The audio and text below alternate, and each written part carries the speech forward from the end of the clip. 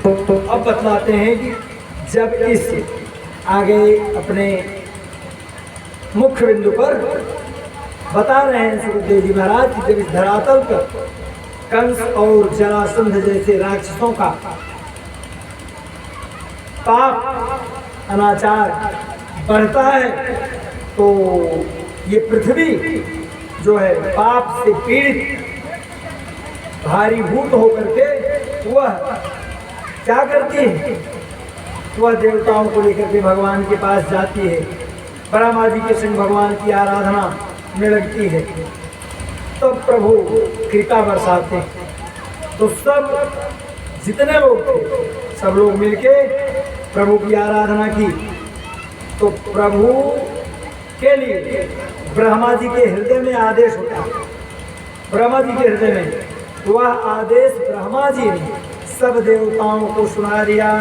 प्रभु की आज्ञा हुई, भगवान व्यास ने लिखा वसुदेव गृहे साक्षात् भगवान पुरुषः परः जनिष्यते तत्रैस्यार्थं संभवन्तु सुरस्त्रियः। बतलाते हैं वसुदेव गृहे साक्षात् भगवान वासुदेव का प्राकट्य, वसुदेव गृहे साक्षात माने साक्षात वसुदेव के घर में होने वाला है जल्दी से। लेकिन भगवान, शंका वाली बात है, भगवान कहाँ आए? कंस के जेल खाने में आए, कंस मामा के जेल में आ गए, वसुदेव जी के घर में नहीं आए। फिर व्यास जी ने गृह क्यों लिखा? गृह का मतलब अब इसका घर नहीं कहा जाता, ईंट गारे से जो मकान बनता है उसको घर नहीं कहा जाता, गृहिणी को घर कहा जाता है।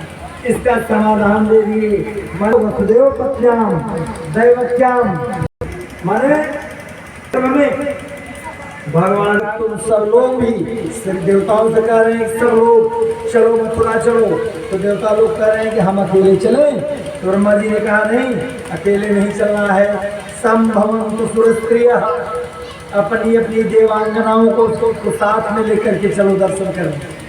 सब अपनी अपनी देवांगनाओं को साथ में, अकेले नहीं चल रहा है। क्यों? वो भी अपनी प्रेयसी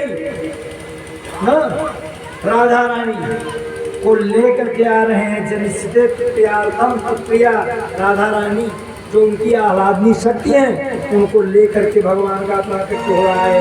वो वृषभान नंदिनी बन करके बरसाने में आ रही हैं। ऐसा वैसा मत समझिए, बतलाते हैं।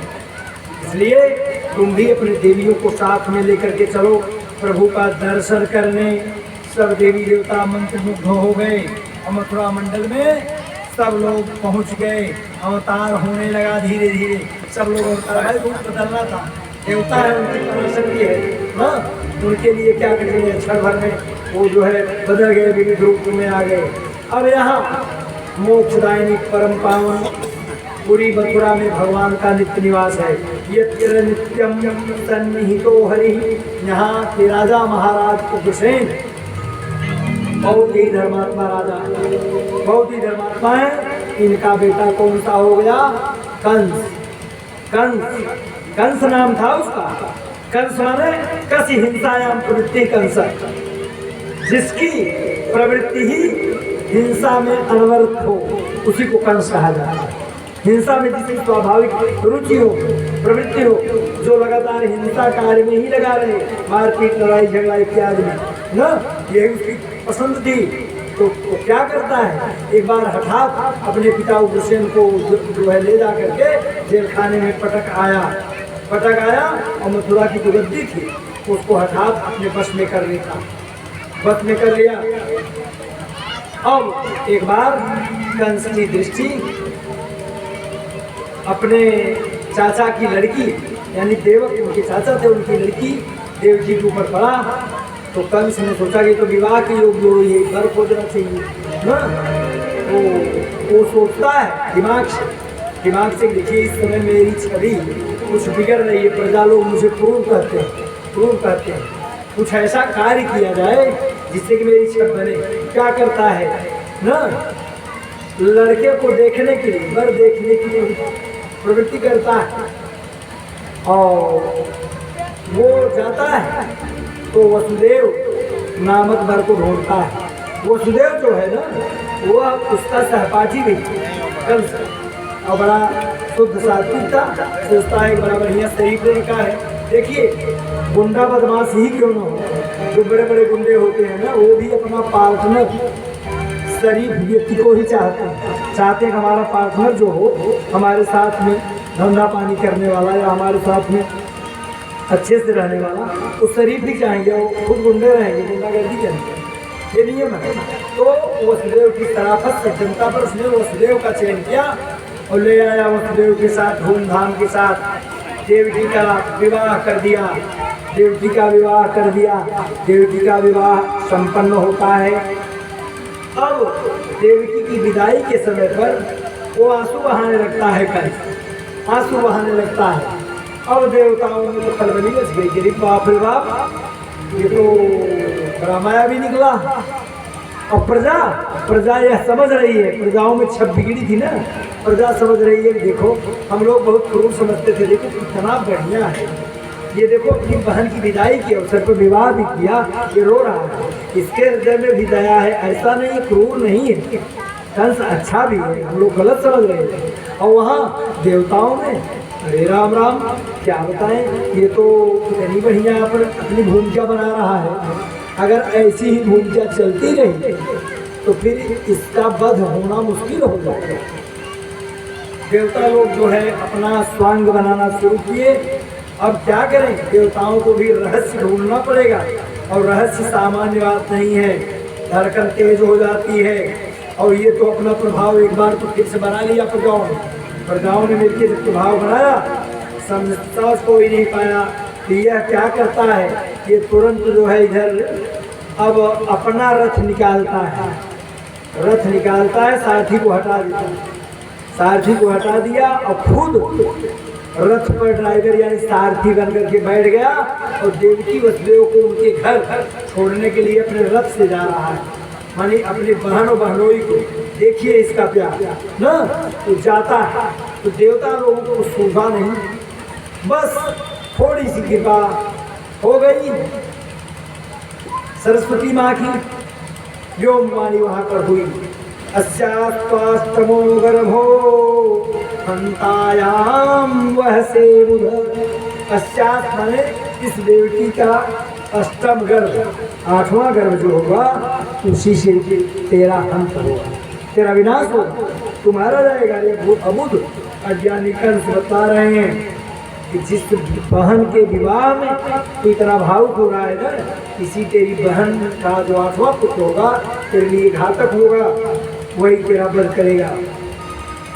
जहाँ ये शब्द उसके कान में गया कंस के, उसका प्रेम क्षण भर में गायब हो जाता है, तुरंत तलवार खींचता है और देवकी के केश को पकड़ करके नीचे पटक देता है। तुरंत भगनीम हंतुमारब्ध खड्गपाणिहि कचे गृहीत। भगनीम हंतुमारब्ध, अपनी बहन को मारना शुरू कर देता है, खड्गपाणिहि कचे गृहीत, और हाथ में तलवार लेकर के कचे गृहीत माने उसके बाल को पकड़ करके खींचता है।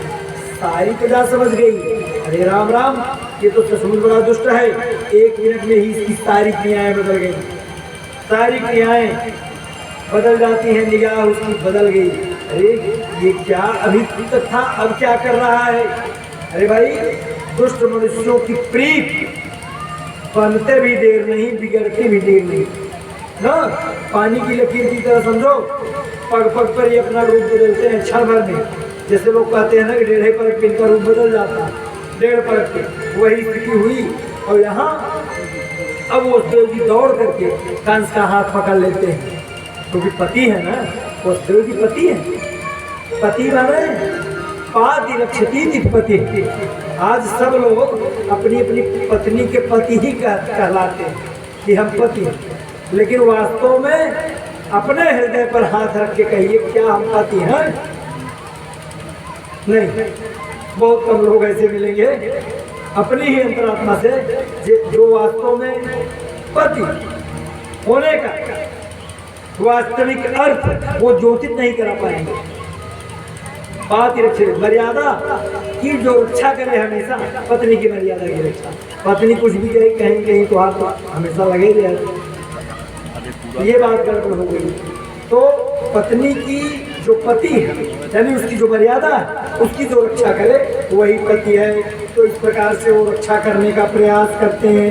कंस को समझाया करे महाराज चारों तरफ आज आपकी वीरता का डंका बज रहा है और आपने ये जो काम किया है अपनी बहन की विवाह का फिर आप पहुंचाने जा रहे हैं। कितनी बढ़िया आपकी प्रशंसा हो रही है महाराज। सा कथम भगनी भन्यात, तो आप अपनी बहन को तो मार रहे हैं, आपकी सर्वत्र प्रशंसा सराहना हो रही है। अरे आपको तो स्त्री जात पर हाथ ही नहीं उठाना, कतई नहीं उठाना चाहिए। तुम कैसे भी हो, अरे ये केवल स्त्री नहीं, ये तो तुम्हारी छोटी बहन है। देखो कैसी डर के मारे कातर हो रही है, डर रही है तुमसे, और तुम जो है इस पर हाथ उठा रहे हो, वार कर रहे हो। हाँ? ये अभी नववधू सुहागन बनी है और तुमने इसे सौभाग्यवती का आशीर्वाद दिए बिना तुम इस पर प्रहार कर रहे हो। अरे कितना बड़ा नाम कलंकित हो जाएगा, तुम्हें मालूम है? तुमको नाम कलंकित नहीं करना चाहिए, जरा सोचो। भगवान व्यास बतलाते हैं ऐसा तवानुजा वाला कृपणा कलह प्रिया पुत्रिकोपमाहं तुम नारहासी कल्याणी मिमाम त्वं दीनवत्सलः। बतलाते हैं कि आप तो दयालु है महाराज, इस बेचारी पर थोड़ा दया करिए। देखो तुम्हारे क्रोध को देख करके कितना कातर हो रही है, कांप रही है। कंस ने कहा तो ठीक है, लेकिन मेरे काल को जन्म देगी, मेरे काल को जन्म देगी, इसका मैं क्या करूँ? उसने ने कहा देखो भाई, मृत्यु हर प्राणी की सगी बहन है, जान लो। मृत्यु हर प्राणी की होनी है, हर प्राणी के साथ लगी है मृत्यु। जीव जन्म लेता है तो मृत्यु सुनिश्चित है। जातस्य हि ध्रुवो मृत्यु ध्रुवम जन्म मृतस्य च तस्मात् अपरिहार्यर्थे न तुम सोच तुम रहस्य। जो इस संसार में पैदा हुआ है वो मरेगा, और हर मरे हुए प्राणी का पुनर्जन्म निश्चित है। जब ये निश्चित है तुम ऐसा क्यों करते हो? आया है तो जाएगा राजा रंग फकीर, आया है तो जाएगा राजा रंग फकीर। एक सिंहासन चढ़ी चला, एक बंधा जंजीर। हरि भजने हरि भजने हरि भजने राम, हरि भजने हरि भजने।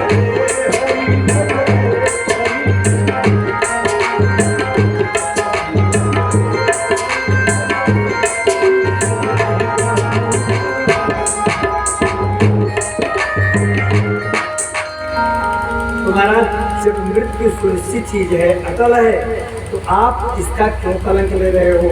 कलंक मत लीजिए महाराज। तुरंत बोला अच्छा ठीक है कोई बात नहीं है। और कहता है ये वसुदेव कहते हैं कि तुम्हें देवकी के पुत्रों से भय है, मैं आपको वचन देता हूँ, मैं आपका मित्र हूँ। क्यों? गुरु से कपट मित्र से चोरी, अच्छी बात नहीं, मित्र थे। कहा मैं आपको वचन देता हूँ, पुत्रान समर्पयिष्यामि यतः ते भयमुत्थनम्। माने देवकी के समस्त पुत्र जितने भी पुत्र होंगे मैं आपको सौंप दूंगा। विश्वास रखें, तुम्हें पुत्रों से भय है, तुम्हें जो जी में आए करना, लेकिन देवकी को मत मारो। कंस को ये बात तो समझ में आ गई कि हाँ बात तो ठीक कर रहे हैं, ये मेरी छोटी बहन है, ये भी मित्र है, अच्छा गलत नहीं कर रहा। जब ये पुत्र देने की बात कर ही रहा है तो हम तुम्हारे ऐसा विवाह बेला में लोगों के बीच में मारना ये उचित नहीं होगा, मेरा नाम खराब हो जाएगा। ठीक है बच्चों, तुम्हारा वचन मैं मान लेता हूँ, और जितने भी बालक हैं उन सबको मुझे देना होगा। मुझे तो वो कहता है हाँ महाराज मुझे स्वीकार है। अब कंस क्या करता है, तुरंत सैनिकों को बुला करके आदेश करता है, देवकी और वसुदेव दोनों को बंदी गृह में डाल देता है, पहुंचाने नहीं देता। अब अपने ही यहाँ बंदी गृह में डाल दिया। मृत्यु देखिए, मृत्यु जब सामने उपस्थित हो तो विवेकशील पुरुष को ये सोचना चाहिए कि जहाँ तक हो मृत्यु को टाला जाए। अरे मृत्यु को कोई नहीं टाल सकता। हानि लाभ जीवन मरण जस अपजस विधियां, ये ईश्वर के हाथ की चीज है, ये टालने की चीज नहीं। टालने का मतलब है जैसे कोई विशेष संकट में है, स्थिति में है, तो आप घर पे मत पड़े रह के मुझे देखो, उसका जाओ इलाज कराओ, दवा कराओ, कहीं से कुछ करो, बैठो मत। ये हमारा धर्म कहता है, ऐसा नहीं। तो टालने का प्रयास करने का कोई टाल रहे हैं। और बतलाते हैं कि वसुदेव जी ने जो किया, यानी मृत्यु से बचाया, टालने का प्रयास किया, ये बहुत बढ़िया कार्य किया। और आगे पुत्र होंगे कि नहीं होंगे, या क्या होंगे, कितने होंगे, कंस मरेगा या नहीं, ये तो भविष्य के गर्त की बात है। बड़ा बढ़िया कार्य किया। इसलिए वसुदेव जी ने विवेक पूर्वक कंस को समझा करके देवकी की मृत्यु को टाल देता है तुरंत, और बंदीगिरी स्वीकार कर लेते हैं। कालांतर में वसुदेव जी से यहाँ कीर्तिमान नामक पुत्र पैदा होता है। कीर्तिमान नामक पुत्र पैदा होता है, प्रथम पुत्र। तो वसुदेव जी अपने हाथों से ले आकर के कंस को देते हैं। कंस लेता है हाथ में, फिर उसको वापस कर देता है, कहता है अरे ले जाओ, ये पहला पुत्र है, इससे हमको ध्यान नहीं है। लेकिन यहाँ नारद को बड़ी चिंता है। नारद जी तुरंत पहुँच जाते हैं, नारायण नारायण करते हैं। नारद जी आए, कहा अरे कंस, ये कमल का फूल देख रहे हो? कहा ये कमल का फूल है, इसमें से गिनो 8वीं पंखुड़ी कौन सी है? वो गिन के बताया, हर 8वीं पहली होती गई, और हर पहली 8वीं गिन रहा है। तब कंस को होता है, कहा हाँ महाराज, आपने बड़ी अच्छी बात बताई। ये कौन सी पहली इसमें कहें, कौन सी 8वीं, ये कंफर्म नहीं है। 8वां पहला भी हो सकता है। नारद जी के व्यवस्था के अनुसार वो तुरंत पुनः बुलवाता है वसुदेव को, और वसुदेव को बुलवाता है, तुरंत पुत्र को लेकर के पकड़ देता है, उसका काम तमाम हो जाता है। अब प्रतियाति कुमार, अब देखिए इस प्रकार से 6 पुत्र हो गए, धीरे धीरे 6 पुत्र हुए, और 6 पुत्र जो है उसने मारा। किसने? कंस ने। देखिए भगवान ठाकुर जी का संसार है ही, देवताओं की ही व्यवस्था है। उस व्यवस्था के अंतर्गत चूंकि कंस का उद्धार होना था, इसलिए सब व्यवस्थाएं इस प्रकार से की गई। मूर्ख और संत ये दूसरों के फूकने से ही बचते हैं, आप जान लीजिए। मूर्ख और संत ये अपने फूकने से नहीं बचते। एक क्षण में ही उस देव जी को बुला के उसको मार दिया ना। और वही स्थिति तारतम्य करते करते ये जब कहता था कि इससे हमको कष्ट नहीं है, लेकिन नारद जी की व्यवस्था, देवताओं की व्यवस्था ने ऐसा परिवर्तन ला दिया। ठाकुर जी की माया ऐसी थी, क्योंकि इसका उद्धार करना। 6 पुत्रों की हत्या जब हो गई तो सप्तम गर्भ में साक्षात संकर्षण भगवान शेष जी पधारे। बोले शेष भगवान की जय हो। शेष भगवान सप्तम गर्भ में आ गए तो भगवान ने योग माया को बुलाया। योग माया ने भगवान को प्रणाम किया, कहा क्या आज्ञा है? कहा आज्ञा की बात नहीं है, तुम ऐसा करो, माँ देवकी के सप्तम गर्भ में शेष जी हैं, उनका संकर्षण करके सीधे सीधे उनको ले आओ, रोहिणी के गर्भ में कर दो। और देवकी के गर्भ में अष्टम रूप में मैं प्राकट्य लूँगा, मैं प्राकट्य लूँगा। और तुम्हें क्या करना है? तुम सीधे चलो यशोदा के पास, और तुम्हें कंस उठा के फेंकना चाहेगा, मारना चाहे, मार नहीं पाएगा। सीधे जाकर के तुम जो है पर्वत पर निवास करोगी। नवरात्रों में चंडिका मैया की जय, दुर्गे मैया की जय, अम्बे मैया की जय, खूब दोनों नवरात्रों में पूजोगी, बढ़िया तुम्हारी व्यवस्था होगी, सारी व्यवस्था तुम्हारी अच्छी रहेगी। इसलिए तुम जाओ, अब आदेश दे दिए ना। और यहाँ आदेश होने के बाद योग माया प्रसन्न हो गई। प्रसन्न होकर के योग माया ने वही किया जो प्रभु का आदेश था। प्रभु का आदेश था, योग माया ने किया। कंस को अब भ्रांति हो जाती है, भ्रम हो जाता है कि लगता है सप्तम गर्भ इसका खराब हो गया। कंस को ये ज्ञान हो गया कि लगता है सातवां गर्भ खराब हो गया देवकी का। अष्टम गर्भ में तो भगवान पधारते हैं। देवकी माँ का मुखमंडल इतना तेजवान हो गया, इतना तेजस्वी हो गया मुखमंडल, मुख पर इतना तेज हो गया कि जान लीजिए कि बंदी गृह का अंधेरा ही दूर हो गया। जेल खाने में जो अंधेरा था वो सब दूर हो गया। कंस सोचने लगा कि मैंने कभी देवकी को इतना तेज युक्त नहीं देखा। अब कंस को शंका होने लगी, क्यों नहीं से ही मार दो। मैं समझ गया कि देवकी के गर्भ में मेरा शत्रु प्रवेश कर चुका। कंस समझ रहा है, कंस भी सोच रहा है आहेष्मे प्राण हरो हरिर्गुहाम ध्रुवम त्रितो यन्नपुरे यमीदृशी। बतलाते हैं कि मैंने इतनी सुंदरी, इतनी तेजस्विनी कभी नहीं देखा देवकी को। इसका मतलब कि मेरा प्राणहर्ता जो है हरि वो इसकी गर्भ गुहा में आ चुका है कि मुझे तस्मीर कर लिए। अब इस स्थिति में मुझे क्या करना चाहिए, अब कंस सोच रहा है। तो वह समझता है कि तो इस स्थिति में मुझे मार ही देना ज़्यादा बढ़िया है, मार ही दे, सब कुछ छोड़ दे, तुरंत मार दे देवकी को। तलवार निकालता है, जाता है, ज्यों ही देवकी के सम्मुख भाव बदल जाते हैं। सोचता है कि इतना मैंने सब कुछ किया और उसने पुत्र को भी दिया, अगर मैं देवकी को मारूंगा तो एक साथ दो हत्या का आरोप, मेरा तो नाम ही खराब होगा। मैं ऐसा नहीं करूँगा। चलो कोई बात नहीं, पुत्र होगा तो ये देगा ही, वो कहाँ जाएगा। गुरुत्यावधोयम, ये केवल स्त्री मात्र थोड़े ही है, ये मेरी बहन भी है, गर्भवती है, स्त्री वध होगा, बाल वध भी होगा, इतना बड़ा कलंक होगा, ये मेरे लिए ठीक नहीं है। मरना तो एक दिन सबको पड़ता है, अरे जब मरेंगे तब मरेंगे।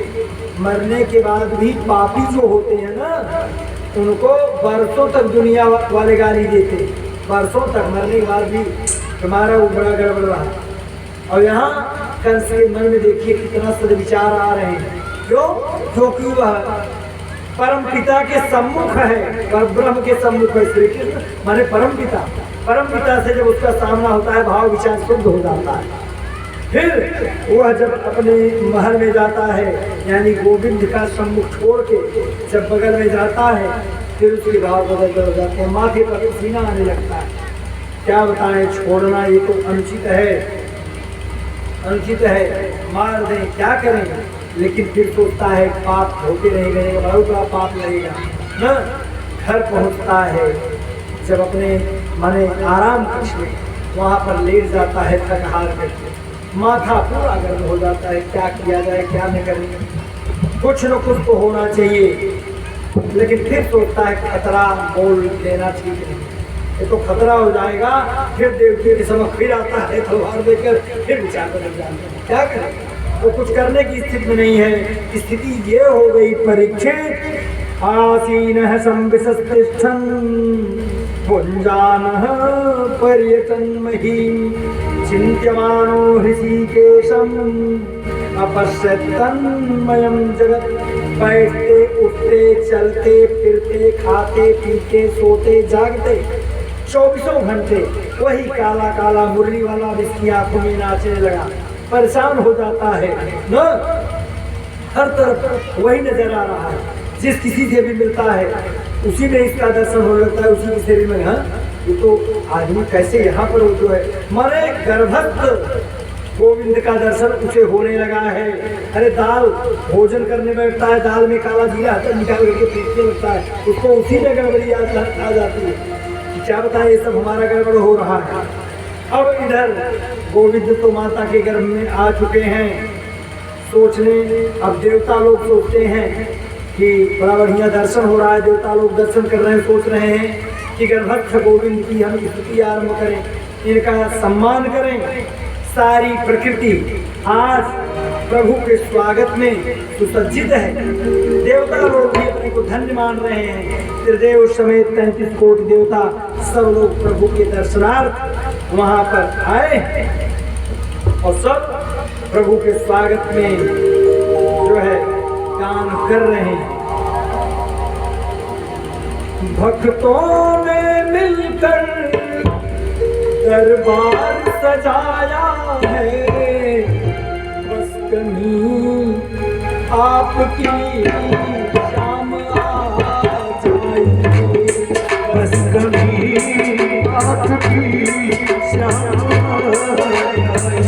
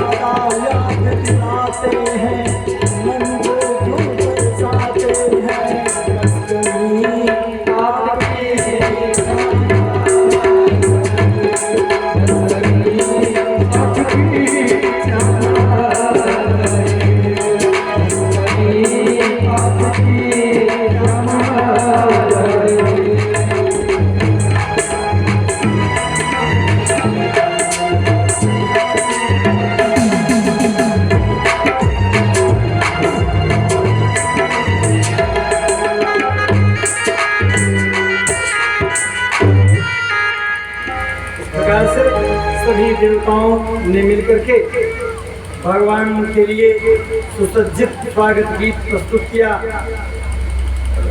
सब लोग भगवान गर्भगत गोविंद की स्तुति करते हैं।